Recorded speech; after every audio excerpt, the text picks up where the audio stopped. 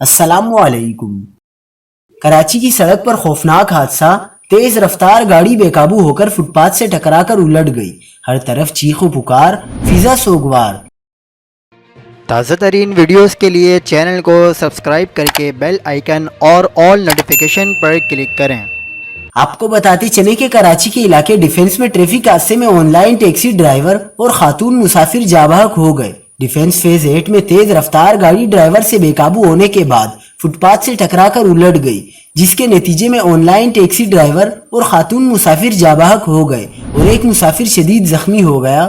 حادثہ اتنا شدید تھا کہ گاڑی میں سوار افراد دور جا کر گرے اور گاڑی کو بری طرح نقصان پہنچا۔ لاشوں اور زخمیوں کو اسپتال منتقل کر دیا گیا۔ حادثے میں جاں بحق ہونے والے افراد کی شناخت 30 سالہ علی رضا ولد نصرت اور خاتون کی 25 سالہ شینو کے نام سے ہوئی ہے، جبکہ زخمی ہونے والے شخص کا نام زہیب معلوم ہوا ہے۔ پولیس کے مطابق حادثے میں زخمی ہونے والا شخص تاحال بے ہوش ہے۔ مزید خبروں کے لیے دیکھتے رہیے حق پاکستان نیوز۔